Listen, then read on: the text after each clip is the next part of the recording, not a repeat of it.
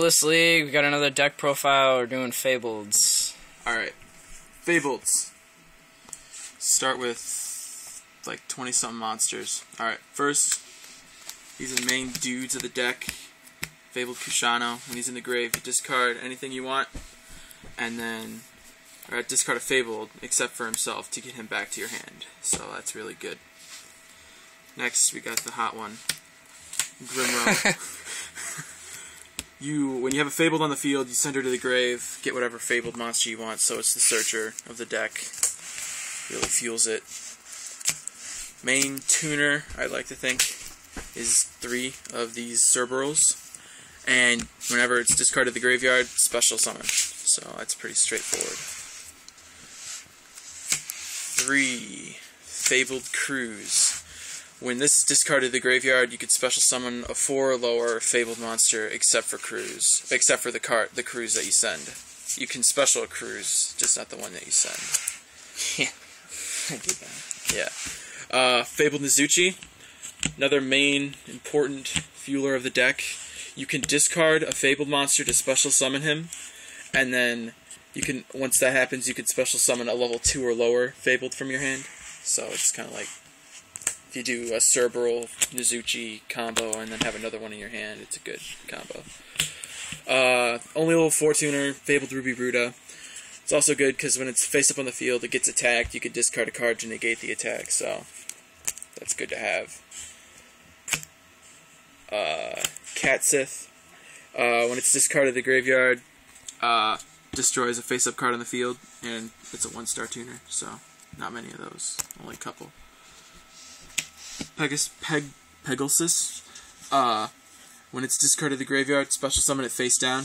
When it's flipped face up, reveal a Fabled, send one to the grave. So if you don't have any Kushanos to send, always good to do that. Lurie, discarded the graveyard, special summon it. Good 1-star non-tuner. 1 Ganachia. I had another one, I think it just kind of like fell out of my deck, but when it's discarded to the graveyard, special summon it, gains 200 attack, but when it's removed from the field, remove it from play. Galabus, another just a level 4 non-tuner. Discard a card, destroy a monster with 1500 or less defense, pretty much, which is a lot of things. Okay, that's it for the Fabled monsters. Shining Angel, pretty much can get whatever Fabled out except for Grimro. And then Morphing Jar, of course. Flip, discard your hand, and then draw 5 cards, so it's really good. Alright. Moving on to spells. Most important spell, I think, is Monster Reincarnation. Some people don't like to use it in this deck, and it's absolutely ridiculous, and I don't know why. Because you can discard Kushano to get a Cruise or something, and then discard your Cruise to get your Kushano right back. So, it's really good to do that. Dark World Lightning. Kind of like the MSTs of the deck, just to get rid of face-down cards. Just destroy a face-down card, and then you have to discard a card. Which is pretty much always what you MST anyways. Yeah, so it doesn't matter. Card destruction, not only to piss people off, it also just fuels the deck more if you have a bunch of Cerberals in your hand or something. Lightning Vortex, don't need to explain that. Heavy Storm. Pot of Avarice. Alright, on to the traps. 2 Deep Prison, obviously, just because Deep Prison's awesome. Reckoning Light, really, really good. Just discard your whole hand to get the same amount of light monsters back to your hand, so you just pretty much discard a bunch of light monsters and then get more, obviously. It's a good fueler. Divine Wrath, for some reason I never draw it, but negates monster effects. It's pretty good. 7 tools. Solemn Judgment. 2 Bottomless. Oh, everyone's favorite. Jar of Greed. I don't know why people hate this card. I don't get it. It's good because if you need to have control over how many cards you have in your hand with the synchros. Yeah, with my unicorns, obviously. Right. Raigeki Break. Kind of a staple for Fabled, I guess. And then Mirror Force, obviously. Alright, extra deck. Should I go in reverse? Yeah, might as well just go in reverse. my favorite one, 4 stars, Kudabi. People like the unicorn better for some reason, but it's almost too situational with the unicorn. But with this, you almost never have a hand, so it can't be destroyed by battle or card effects if you have no cards in your hand.